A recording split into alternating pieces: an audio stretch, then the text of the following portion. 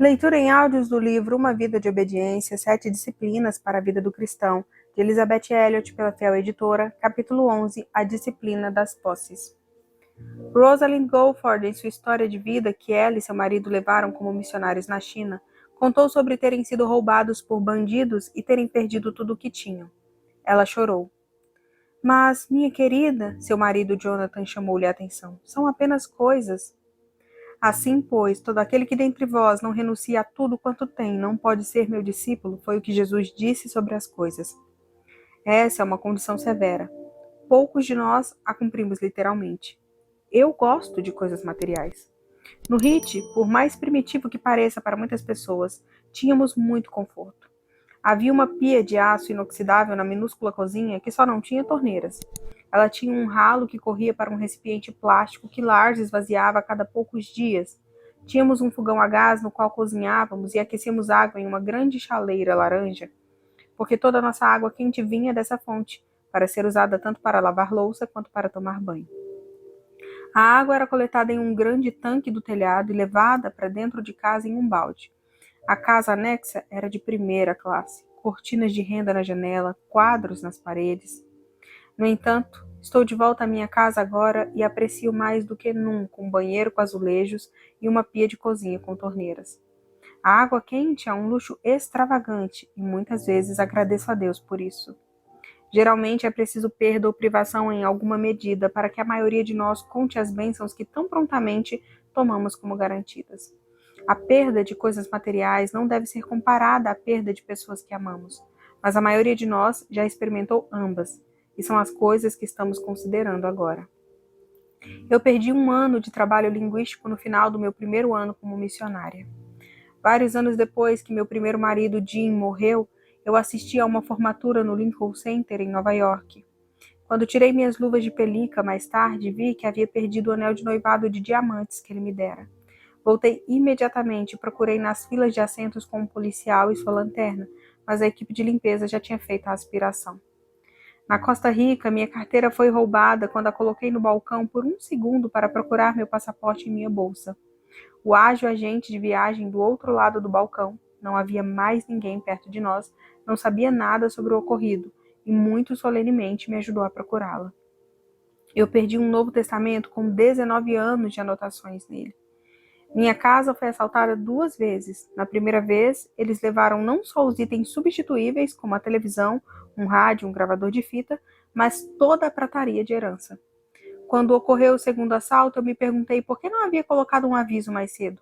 Este lugar foi limpo das coisas que você está procurando. Dificilmente valerá a pena o risco de invadir. Minha amiga Harriet Payson teve uma ideia melhor. Ela colocou um pequeno letreiro em seu armário que guardava a prata. Deus ama você.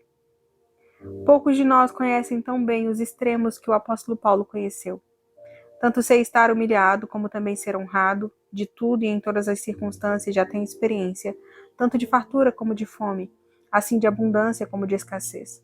Seja qual for a medida na qual tenhamos experimentado isso, o Senhor nos deu a oportunidade de aprender as disciplinas vitais da posse.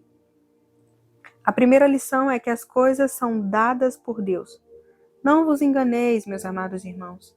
Toda boa dádiva e todo dom perfeito são lá do alto, descendo do Pai das luzes. Vejo com frequência, brilhando no azul profundo do céu, pouco antes do amanhecer, a estrela da manhã. Ao crepúsculo, o mar às vezes reflete as cores do rosa pálido e as tonalidades do pôr do sol. À noite, acordo para encontrar o quarto inundado pelo luar refletido no mar, no tampo de vidro da minha mesa junto à janela e no espelho da penteadeira. Voando a 30.000 pés, vi uma luz gloriosa brilhando sobre as torres e os castelos das nuvens cúmulo-nimbo. Que presentes são essas luzes do céu! O mesmo Pai que as dá também nos dá todas as outras coisas boas e perfeitas.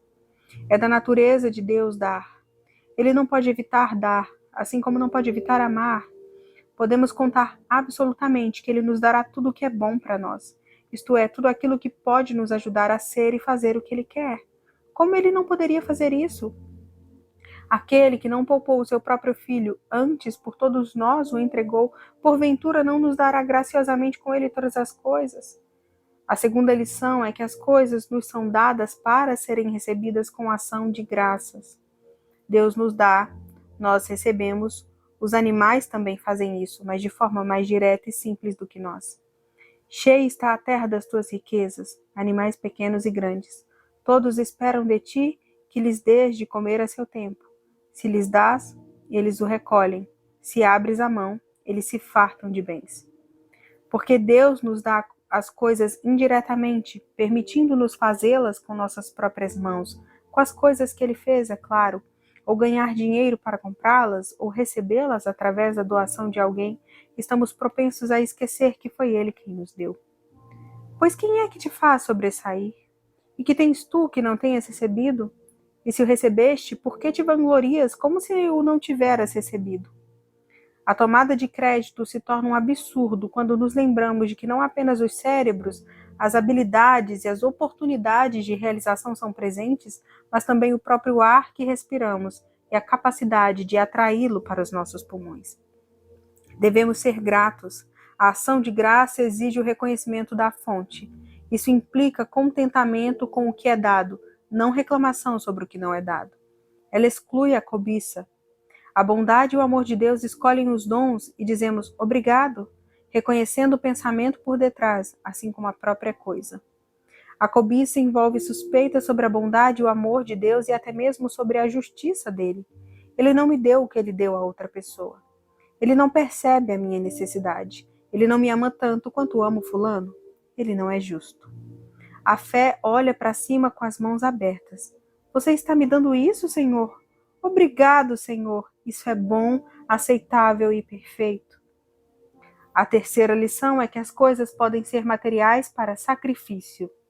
Isso é o que é chamado de vida eucarística.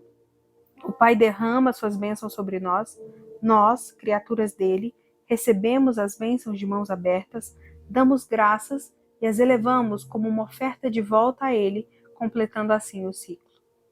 Quando o templo de Salomão estava prestes a ser construído, o rei Davi perguntou quem estava disposto a dar de mãos abertas ao Senhor. O povo respondeu e deu ouro, prata, bronze, ferro e pedras preciosas. Então Davi derramou seu louvor e suas ações de graças. Teu, Senhor, é o poder, a grandeza, a honra, a vitória e a majestade, porque teu é tudo quanto há nos céus e na terra. Porque quem sou eu e quem é o meu povo para que pudéssemos dar voluntariamente estas coisas? Porque tudo vem de ti e das tuas mãos tu damos.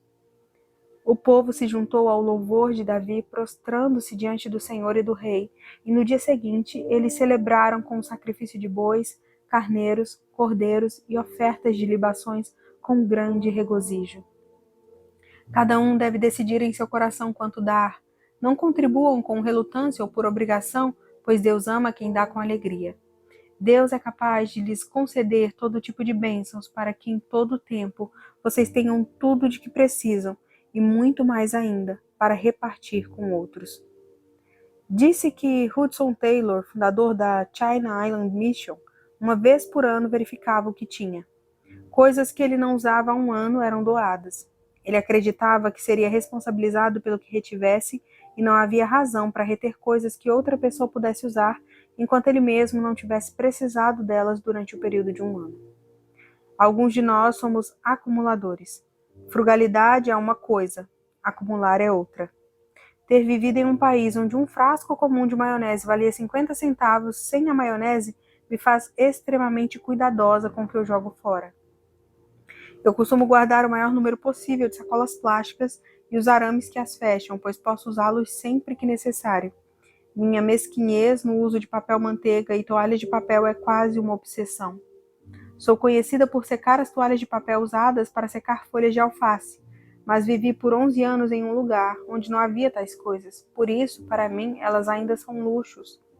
No entanto, conheço uma senhora que tem armários cheios de pratos rachados e lascados, folhas de papel alumínio de comidas que foram congeladas, recipientes de plástico de queijo cottage de sorvete e garfos e colheres descartáveis em quantidade para durar até o milênio.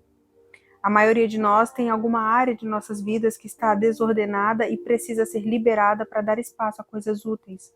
Por que nos apegamos às coisas desnecessárias? Seria porque nossa segurança reside na acumulação de bens materiais? Existe um sentimento de satisfação ao abrir um armário e ver 59 pares de sapatos, 42 blusas ou camisas?